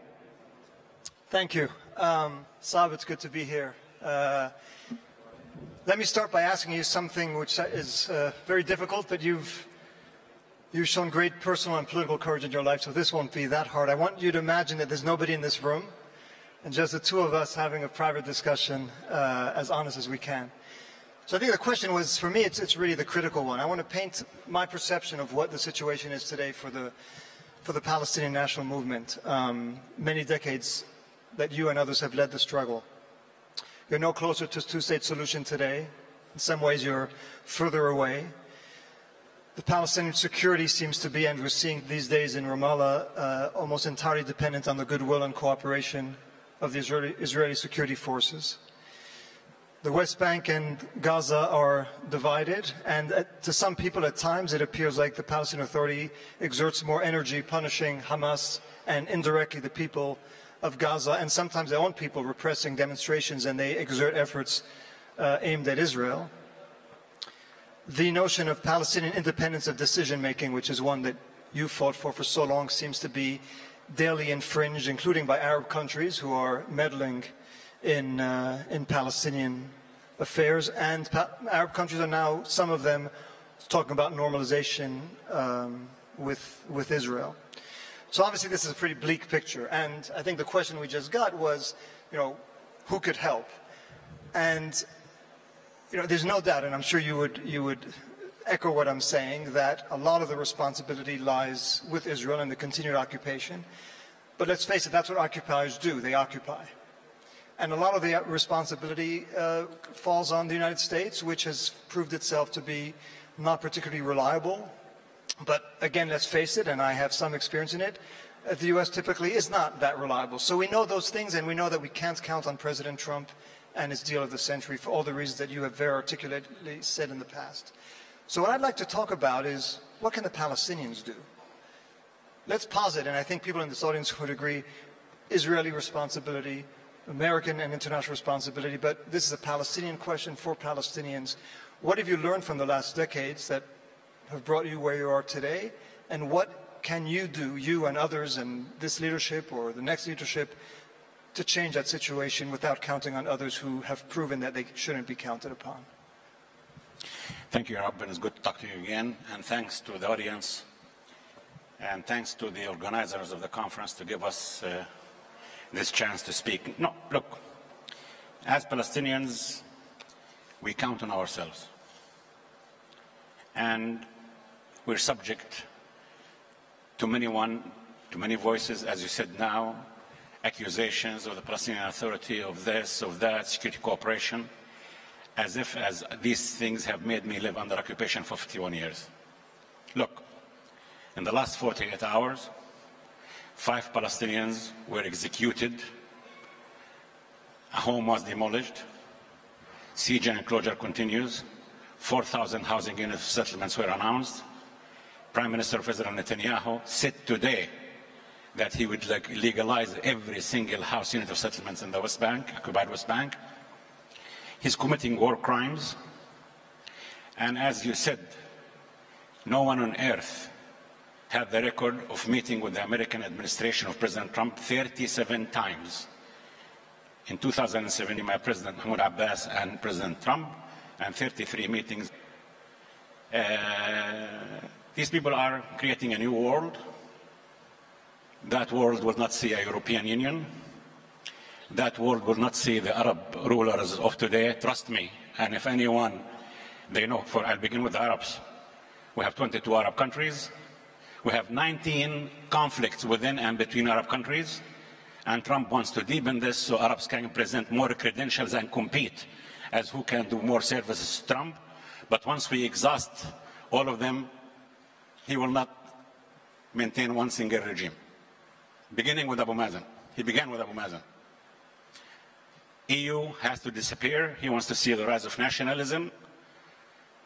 Latin America, either Bolsonaro or Allende picture again.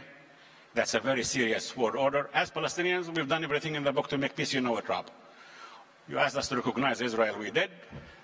International law, human rights, whatever. And then at the end of the day, today, Palestinians and Israelis are at the worst they have ever been. They are in a car that's going at 200 kilometers an hour, not knowing that 10 meters away from them there is a solid metal roadblock. What can we do more? We have nowhere to go. From the River Jordan to the Mediterranean, I am 50.9% of the population. Netanyahu, they are 49.1%. What are they going to do with me? I'm there, and I'm there to stay. Number one, I need to achieve my reconciliation with Hamas. Hamas is a Palestinian political party. We differ, and we tell them, once we differ, we go to ballots and not bullets. They need to understand this, and they need to come to the reconciliation. And we have an Egyptian agreement signed on October 12, 2017 by Hamas and Fatah, approved by all Palestinian factions, and we must implement it fully, and we're ready to implement it fully. And once again, when we differ, ballots and not bullets. And Hamas must understand this situation. And those who want to deepen the division for any reasons, for instance, the Americans decide to cut $304 million from the budget of UNRWA, United Nations Relief and Work Agencies. Then they invite for a humanitarian conference for Gaza to help Gaza. 80% of Gazans are refugees. They cut $304 million, and they cry for Gaza. And please, anyone who wants to work outside the realm of Palestinian reconciliation in Gaza, he's deepening the divisions because Netanyahu will employ 5 military divisions in order to maintain the split between the West Bank and Gaza, because they know there will not be a Palestinian state without Palestine having West Bank, Gaza as a single territorial unit. So, President Trump says he wants to fight terror and to defeat terror. I once asked him a question, Rob. Sir, did you develop the techniques to kill ideas with bullets? He didn't understand what the hell I was saying. I asked him, did you develop the technique to ban ideas to travel with or without visas? Because the only thing that travels without visas are bad ideas. Rob, as Arabs, and I'm being very frank, and I'm sitting in an Arab capital, I was touched by Madam Murad this morning as an Arab Muslim. I'm ashamed, because we have been cowards for 20 years not to stand tall for these thugs and criminals called ISIS. ISIS is number 803 in political Islam since my prophet, God bless him, died. These people are criminals and thugs. They go to mosques to use God, not to worship God. And we should have stood tall as Arabs to face them for ourselves. 99% of those who are killed by ISIS are Arabs. 99% of those who are fighting ISIS are Arabs. And Trump believes that he can defeat them by declaring Jerusalem as Israel's capital, declaring settlements legal, dropping UNRWA refugees and dictating on me, and by cutting $844 million, closing my mission in Washington, closing his consulate in Jerusalem, denying even hospitals the aid in East Jerusalem. So if he cannot kill ideas with bullets, two things are needed in order to defeat extremism in this region and to defeat ISIS. One is to end the Israeli occupation. Because there is no difference between a thug and a murderer who slit the throats of Western journalists in Syria and Iraq under the name ISIS, and between a thug and a murderer who burns the Dawabshe family, an 18-month toddler, Ali Dawabshe, his brother, 5 years old, mother and father, in Douma and Nablus. That's the culture of hate. And such diseases as bigotry and racism, once they inflict underneath our skins, I don't know why. We have had a tendency to justify it, sometimes sociological reasons, psychological reasons, economic reasons, sexual reasons, and now Israel is saying security reasons. There are roads literally today in the West Bank and Gaza I cannot use because I'm a Palestinian. It's deeper apartheid system than the one that exists in South Africa. You know it. Europe knows it. Everyone knows it. And you insist on, let's play a game in town. I know and you know, and let's pretend we don't know. Quiet to you in the West means Palestinians are killed, settlements are built, homes are demolished, land is confiscated, everything is fine. If an Israeli is killed, then we have to hold these terrorists, Palestinians, accountable and cut their aid and so on. Stop it. And the last thing I want to say, since Vienna was sieged by Muslim soldiers 600 years ago, Western-Arab relations have not been defined. It's time to define these relations, Rob. Saddam Hussein cannot be a good dictator for you when he invades, has a war against Iran, and then a bad dictator when he occupies Kuwait. So Gaddafi cannot be Mother Teresa when he accepts $32 billion of investments from Berlusconi, and then you kill him. This must stop. The second thing that's needed to defeat ISIS is democracy in the Arab world. The real threat on us as Arabs, and listen to me very carefully, is demography. 61% of our sons and daughters are less than 19 years of age. It's time for us as Arabs to revisit our economic structure, educational structure, social structure. That's the threat. We cannot compete with this thug called Abu Bakr al-Baghdadi. He's promising the unemployed Palestinians that if they kill people like me and go to heaven and killed, they get 70 virgins castles. I cannot promise a Palestinian unemployed a single job or a single apartment. That's the truth. So the relations must be defined, the occupation must end, and we must, as Arabs, revisit many of our social, economic, and political structure. So I'd like to come back. So on the question of the occupation must end. I think you've said that for quite some time, and many Palestinians, I assume this audience would all agree, but the question, really, what I'm struggling with, you started to go down the menu of what the Palestinians needed to do. to end the occupation and to improve the lives of Palestinians. And you mentioned reconciliation. You say you want reconciliation. It's not been clear that the Palestinian Authority or that Fatah have done everything in their power, understanding that Hamas is problematic, etc. But some of the sanctions that have been inflicted on the people of Gaza are, I must say, it's very hard for people who are friends of the Palestinians to understand. I'll be very honest with you. What do you mean by sanctions? Even the fuel deal that was just passed, it was passed over opposition by the... Americans have cut 800... You know what punishment I'm talking about. We don't need I don't know. I'm going to tell you what's happening. Americans have cut $844 million. Saab, I don't want to talk about the Americans. Please. $304 million to UNRWA, $230 million of infrastructure projects through USAID. There are roads literally began in Rafah, Gaza, Jericho, Jenin that stopped. $90 million from Jerusalem hospitals and NGOs, including the only cancer center we have in the Augusta Victoria in Jerusalem. $195 million help. So we have today, in the Palestinian Authority, President Mahmoud Abbas, $196 million. Our revenues, taxes, customs, aid from Japan, Europe, Arab countries. 100 million are spent in the West Bank, 96 million are spent in Gaza. That's what we have. That's what we have. And that's what we're doing. And so we know that people are suffering in the West Bank, people are suffering in Jerusalem, people are suffering in Gaza. But President Trump does not know, that the Al-Aqsa Mosque and the Holy Sepulchre Church are not a real estate deal. They're not for sale. Trust me, right? Again, I don't think... So what kind of... That's the money I have, and that's the money, the way it's spent. I'm unaccountable, and look at the website of the government and see how the money is spent.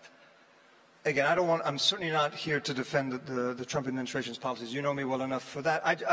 To tell you how the world, your friends look at it, even when there's efforts being made by others to come in and help on the humanitarian side, the people of Gaza, there seems to be a view among some in Ramallah that is going to be, that's helping Hamas and that's dividing the Palestinians, when in fact things are going to have to be done to help the people of Gaza. But okay, we may disagree. We never stopped anybody, but what we're telling people, please make the help to Gaza through the reconciliation process. But that process not is the fragmented anywhere. one day for electricity, one day for water.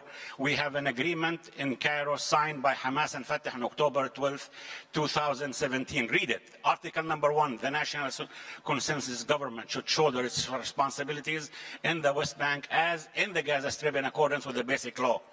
We're ready. Our hands are extended to them. Okay. That's the point. But now, you know that I cannot have a Palestinian state without Gaza. And I cannot have a Palestinian state in Gaza. Gaza needs $1.2 billion annually. Anybody can afford it? Even those in Qatar who pay $15 million now, next month. How long can they pay? So it's up. We need this help. So you mentioned from all countries to be part of the reconciliation plan as a comprehensive, gradual. And we tell Hamas, look at what happened in the UN. When Netanyahu went with the US to brand them as terrorists, Abu Mazen said, no, they are part of the Palestinian people. I want to have reconciliation with them. Because if they were to brand them as terrorists, how can I form a government with them? They want to continue the fragmentation between the West Bank and Gaza because they know there will be not... So, you mentioned reconciliations. Let's put that aside, number one. But what are the other things see, my organization looks at conflict resolution. I've studied in the past national liberation movement. So obviously, I think we both know that a divided national liberation movement has never succeeded.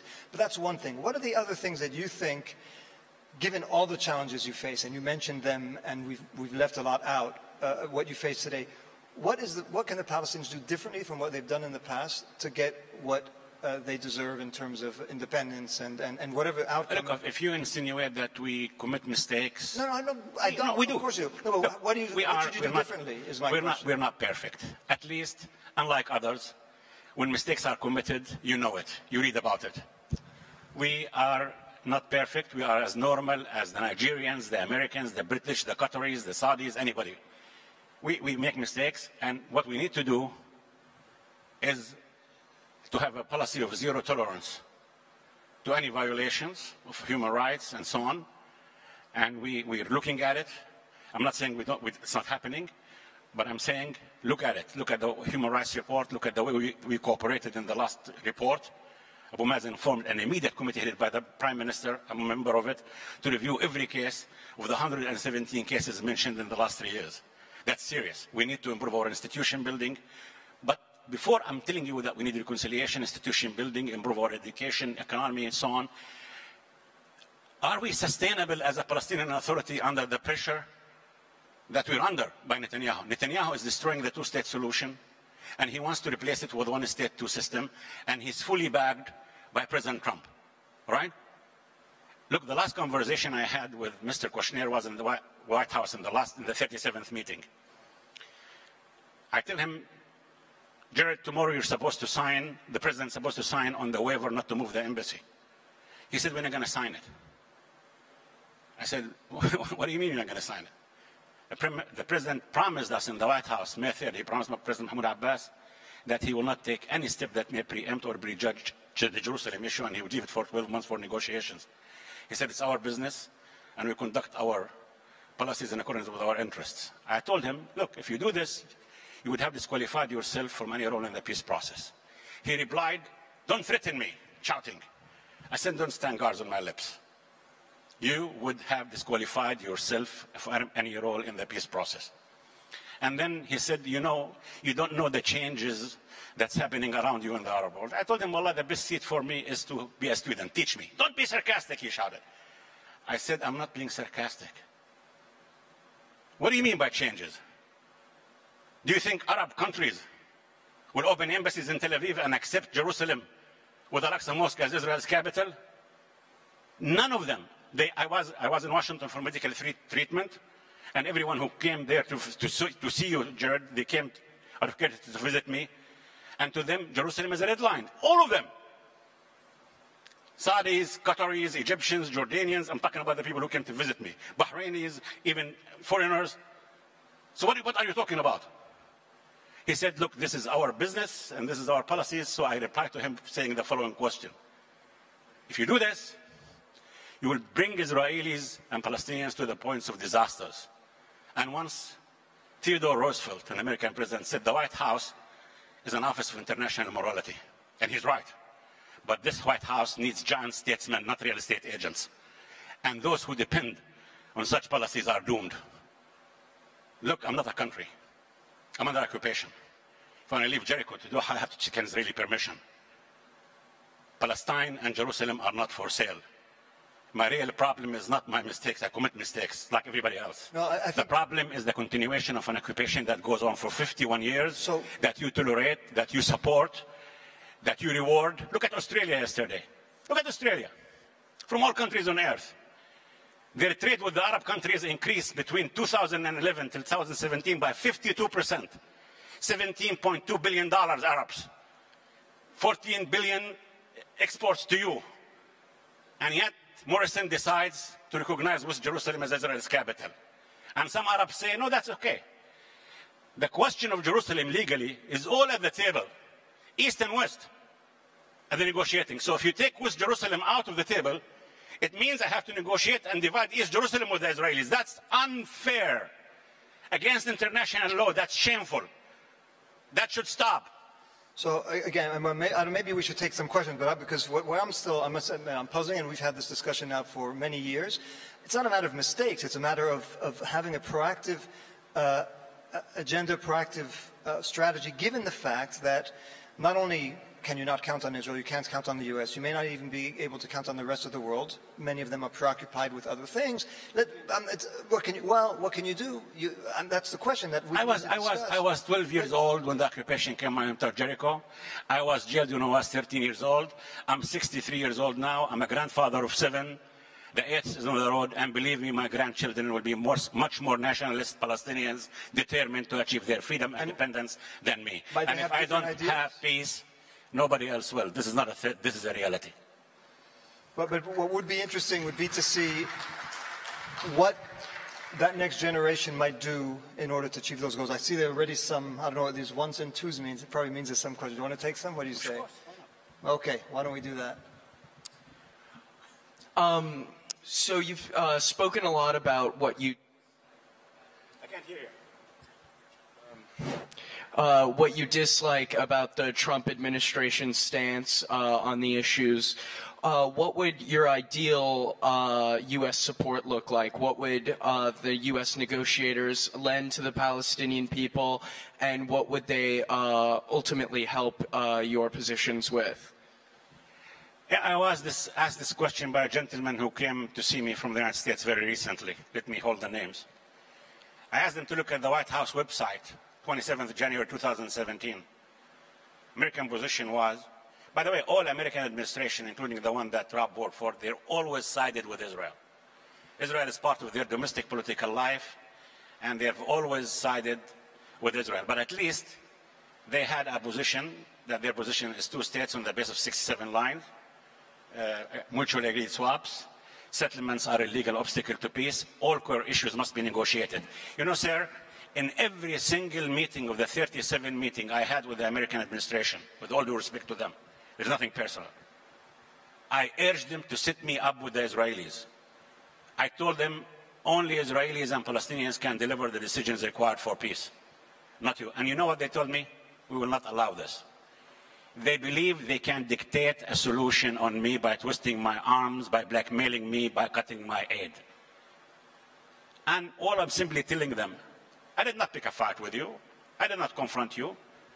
Palestine and Jerusalem are not for sale. It's not a real estate deal. It's a historic, cultural, narrative, religious issue for me. I'm not asking Israelis to fast Ramadan with me or to go to churches Sundays with me. And you should not ask me to go to synagogues with them on Saturdays. Judaism to me was never a threat, is not a threat, will never be a threat. This is my Quran.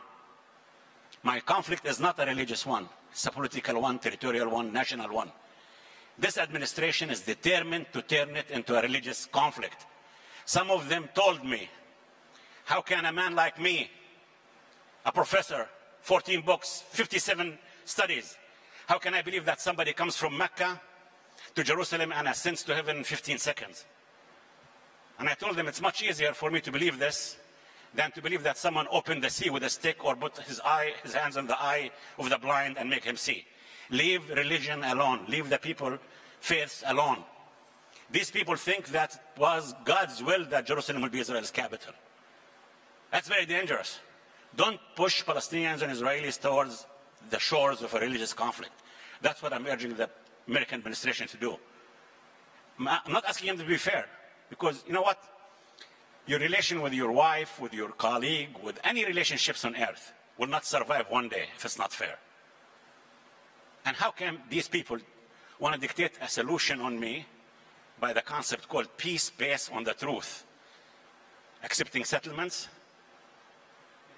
taking Jerusalem off the table, taking the refugee question off the table, denying me of any signs of sovereignty, and then when I stand tall for my rights, my freedom, my independence, my honor, they accuse me of terrorism and being anti-peace. All right?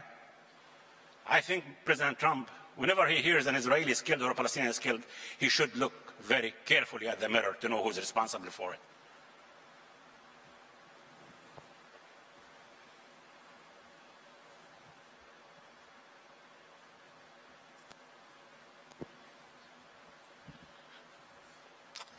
Thank you very much.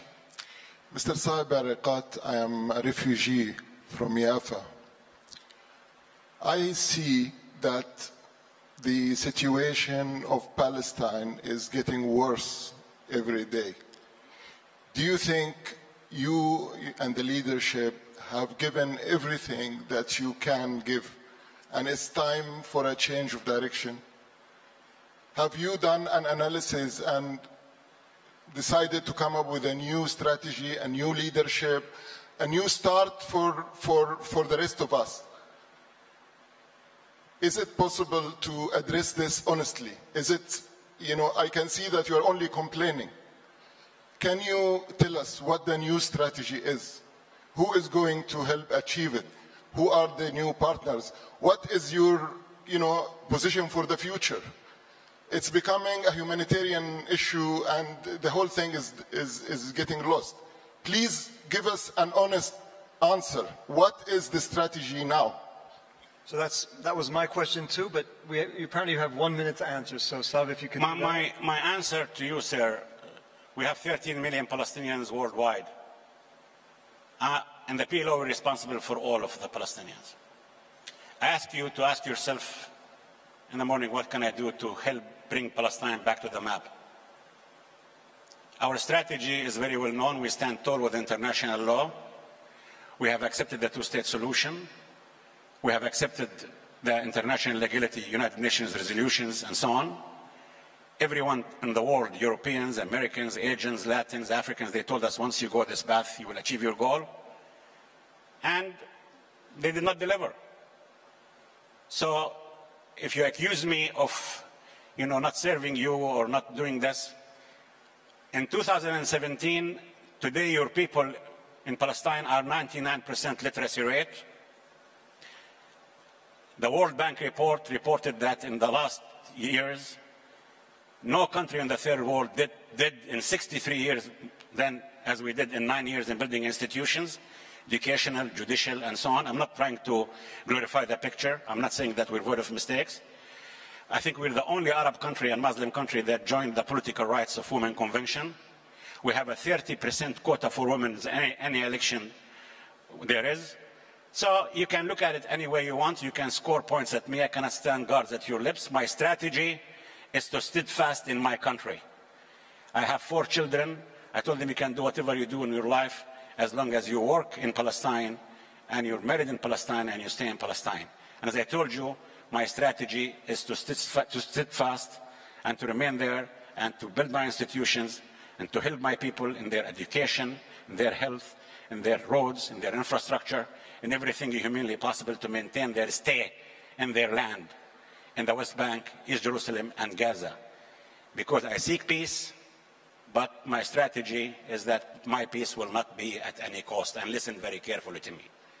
International law specified for me the West Bank, Gaza, and East Jerusalem as my capital on the 1967 lines. I have 37 kilometers shores in the Dead Sea, 20 kilometers in the Mediterranean, safe passage under my sovereignty between the West Bank and Gaza, right of return to Palestinian refugees in accordance with 194.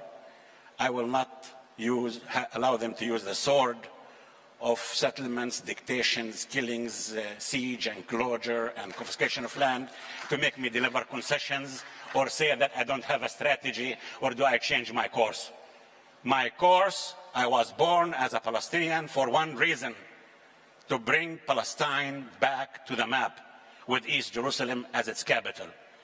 And peace will not happen without Palestine on the 1967 borders with East Jerusalem as its capital coming back to the map. Not this year, next year, not next year, in 10 years. I come from a town called Jericho.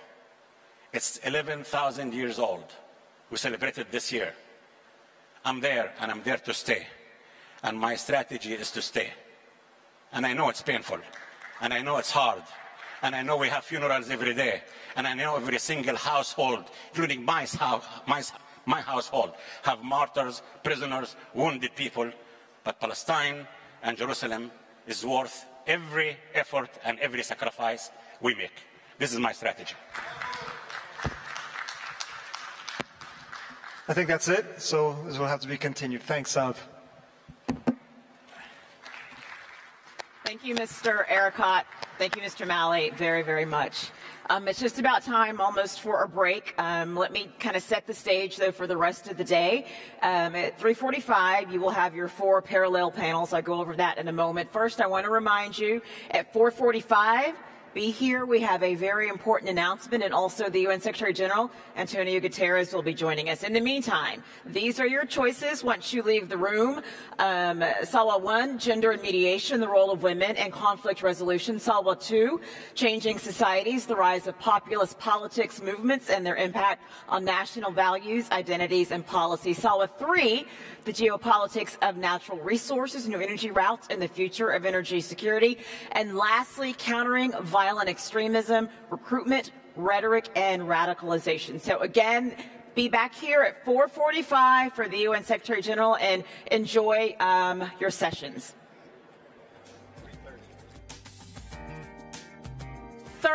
My apologies, 3:30 for the side sessions, 3:30.